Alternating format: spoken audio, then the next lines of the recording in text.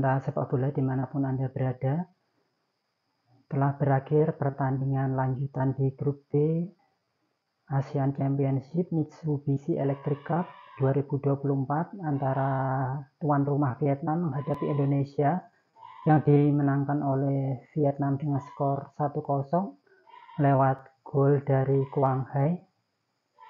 Dan di pertandingan lain di grup B juga telah selesai pertandingan antara Laos menghadapi Filipina. Skor berakhir dengan 1-1. Dengan demikian di grup B ini Vietnam memimpin dengan 6 poin, diikuti Indonesia di peringkat kedua dengan 4 poin. Kemudian ada Filipina 2 poin, Laos 2 poin, dan di juru kunci ada Myanmar dengan 1 poin. Saya akan ulas pertandingan antara Vietnam menghadapi Indonesia. Di sini Indonesia, meskipun banyak pengamat mengatakan bahwa jika berkaca dari pertandingan menghadapi Laos, maka Indonesia kemungkinan besar akan kesulitan dan tentu menjadi bulan-bulanan dari timnas Vietnam. Namun demikian di pertandingan ini dibuktikan bahwa para pemain bermain cukup solid dan hanya kebobolan 1 gol.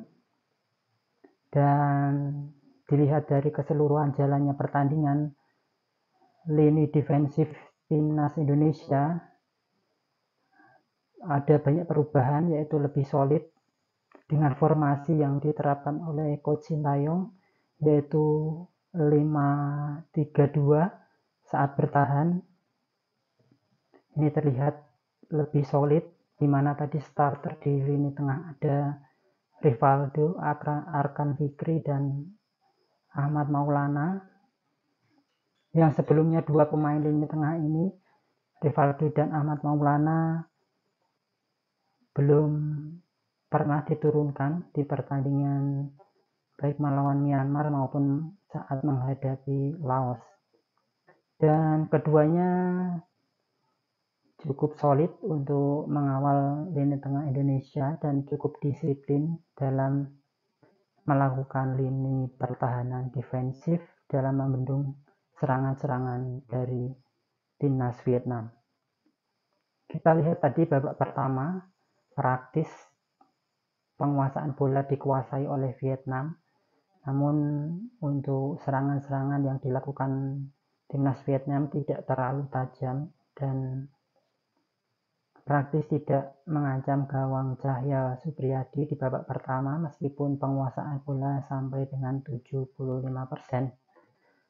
Sedangkan Indonesia sendiri lebih menekankan pada pendekatan defensif, yaitu lebih menunggu dengan blok pertahanan yang rendah, dan ini cukup merepotkan Vietnam untuk menembus zona kotak penalti dan mengancam gawang timnas Indonesia. Di sisi penyerangan di babak pertama, timnas praktis tidak dapat menciptakan peluang karena di lini depan juga tidak mampu menguasai bola saat duel-duel udara maupun duel-duel bawah selalu digagalkan oleh pemain-pemain Vietnam.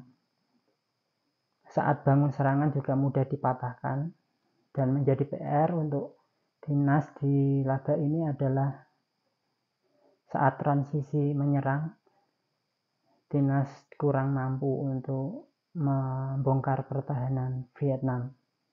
Di babak pertama sendiri ada beberapa kali kesalahan yang dilakukan, yaitu baik salah passing yang dilakukan di lini tengah, dan untung saja masih bisa di cover oleh pemain-pemain lini tengah lainnya. Dan di babak pertama juga Rivaldo digantikan oleh Rafael Sturridge. Terlihat tadi sedikit cedera, dan mungkin saja tadi penampilan Rivaldo dia cukup lumayan, meskipun tadi ada beberapa kali kesalahan tentunya yang mengancam yang bisa saja mengancam pertahanan timnas Indonesia. Dan lini tengah timnas Indonesia cukup solid dengan kehadiran Ahmad Maulana. Pemain ini cukup pede dan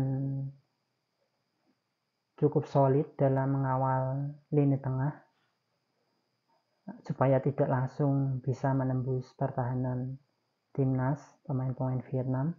Di babak pertama skor tetap 0-0 dan ini merupakan keberhasilan para pemain timnas dalam membendung serangan-serangan yang dilakukan oleh Vietnam dan bisa meredam. Meskipun dengan penguasaan bola yang tinggi, pemain Vietnam kurang mampu menciptakan kreativitas di sisi penyerangan. Di babak kedua formasi tetap sama, timnas tetap menggunakan 5-3-2